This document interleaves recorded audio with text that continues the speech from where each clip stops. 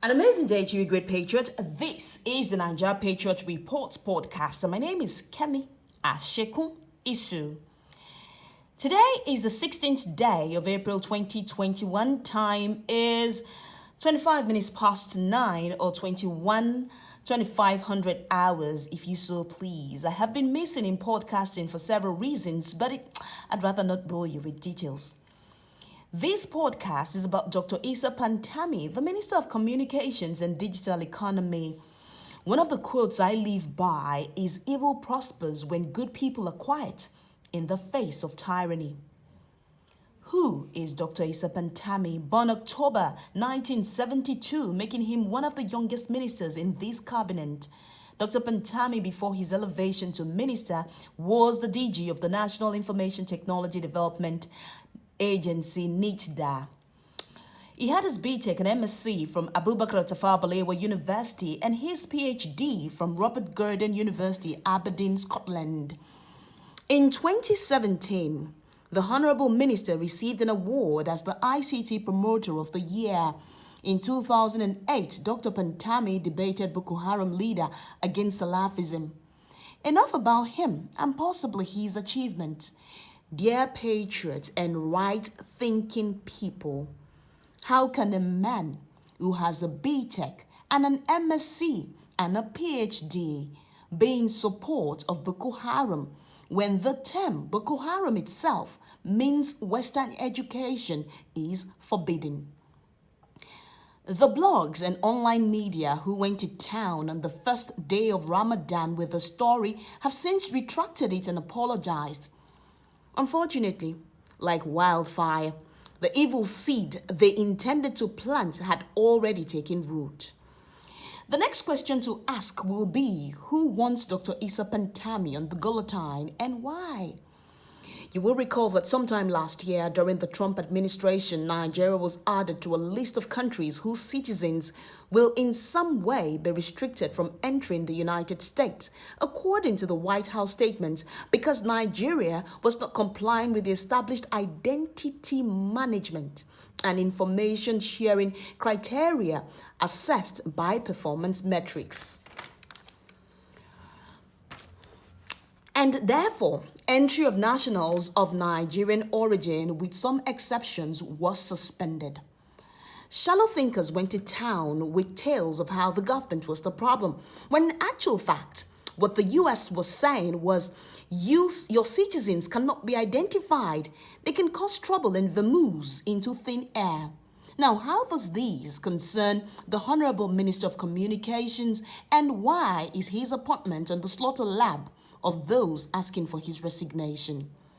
Dr. Pantami asked that phone numbers be linked to national identity numbers and national identity numbers to bank verification numbers. Why is this a problem? To fraudsters, bandits and hoodlums, there will no longer be a hiding place in Nigeria for them. The easiest way for illegally earned money to move is for it to move without a trace. And when you can't connect the dots, the money evaporates. The legacy the umbrella bequeathed to us is a country of shubulowos, that is, sudden money people. People turning up suddenly as millionaires at the twinkle of an eye. Money can fall on somebody, but we need to ask, was it manna from heaven, or were people maimed, killed, and lives destroyed via your process of acquisition of this money? Is there someone in Australia, Japan, South Korea about to commit suicide because his entire life savings has fallen on a fraudster? Or is there a chief bandit somewhere controlling several hoodlums via phone and text? Maybe we patriots need to remind everyone that this is how an ex-minister of finance who brought on the whistleblower policy that revealed to us that under the umbrella, animals actively swallowed cash. Yes, you may have forgotten that someone actually said monkeys and snakes, or different people at different times said monkeys and snakes swallowed cash under the umbrella. Well, unfortunately, that Minister of Finance who was helping to recoup a great amount of cash that had been illegally taken, including the ones found in a flat that contains various sums of foreign currency, had to resign for self-preservation. As Nigerians, we really need to decide if we want a better country built on grit and hard work, or we want a country of never-do-wells who continually flash their ill-gotten wealth built on theft. Patriots will hope that the Honorable Minister of Communications and Digital Economy will ignore the criminals who want him out at all costs for choosing to pin their criminal acts to them and snuff the life out of their activities. May we also remind you that all this noise is an attempt to put a smoke screen to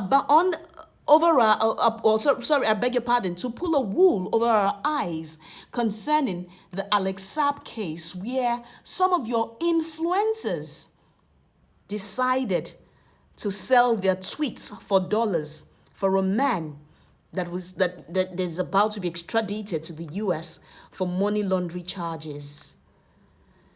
We need to ask ourselves, who are our heroes in Nigeria? Who are the people we look up to? What exactly do we want? A country of hardworking men who can thump their chests and say that they did this in accordance to how the law expects? Our country filled with miscreants and thieves who flush their ill-gotten wealth per minute.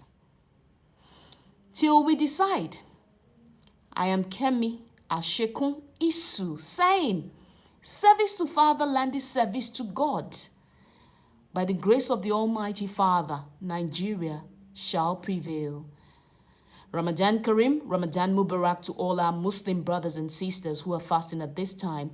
And I do hope that those who matter and who are dear to the Honorable Minister of Communications will focus and not allow these criminals just sow evil thoughts in their hearts, even as they, pray during this Ramadan. And may our acts of piety, may your acts of piety be acceptable as ibadah before Allah. This is the Niger Patriot Report podcast. My name is Kemi Ashekun Isu. Thank you for listening.